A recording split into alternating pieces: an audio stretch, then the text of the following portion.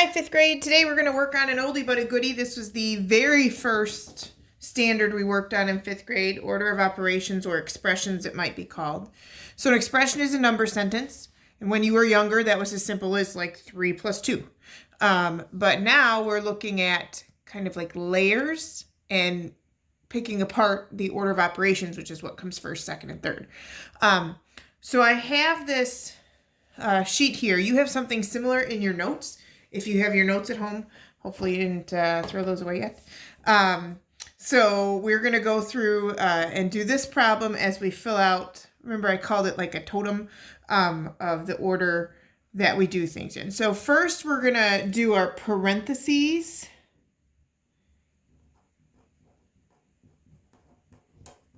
So in parentheses here, this is going to be the first thing that we do.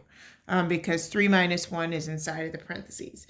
And after that would be exponents. So we have one exponent here, so that's what we're going to do second. And remember, exponents do not mean to like multiply. In this case, it's going to be 2 times 2. That's not the case. It's you're multiplying that number by itself as many times as there is an exponent. So if you had 6 to the second power, it's not 12. It would be 36 because then you're looking at 6 times 6. Okay.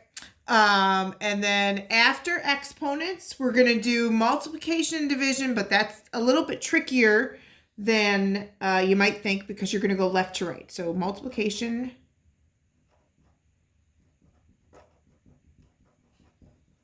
division. And those are going to happen from left to right. So when I look here, I've got this. Remember, this is another way to show multiplication is a dot instead of an X. And you can also use an asterisk. That would work too. So here I have division and multiplication. I'm going left to right. So this is going to be my third item and then my fourth. And then lastly, down here at the bottom, I have addition and subtraction. I spelled that wrong. T-I-O-N, and then subtraction. And those are also going to go left to right. So here I have a subtraction, so that's going to be on the left, so that's 5. And then this is the 6th thing I'm going to do. Okay, so I would love to see on your worksheets, if you can figure it out, probably just put a little text box in there, you to number these, or if you wanted to print your worksheet off this week and then write down your steps, then you could take a picture of it and send it back in. That would work too. But let's go ahead and look through this. So if I go through and I do my first step, then it looks like I have 10 minus 3 minus 1 is 2, and that's going to be to the second power, divided by 2 times 5 plus 3. So I did that first step. What I once had 3 minus 1 is now 2 to the second power. So I've done my parentheses. Next, I'm moving to exponents. Exponents, I have 1, and in this case, it is 2 times 2 because we're using a 2. But again, like if that was a 4, it would be 4 to the second power, which means 4 times 4.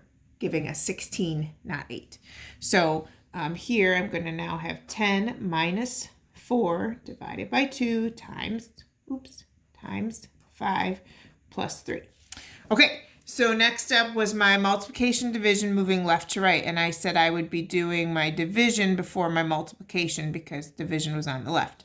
So now I have 10 minus 4 divided by 2 would be 2 times 5 plus 3. So next I'm going to multiply that. So 10 minus 2 times 5 is 10 plus 3. And then I was going to subtract before I added. So 10 minus 10 is 0 plus 3. My answer is 3. So these are going to help you out on all those fun like things they put on Facebook, parents, where you got to figure out what the final answer is. The worksheet has a mistake on it for this week. I am going to attempt to put in the instructions the correct question because the one that they have on there does not work out to a positive number, and we only do positive numbers in 5th grade.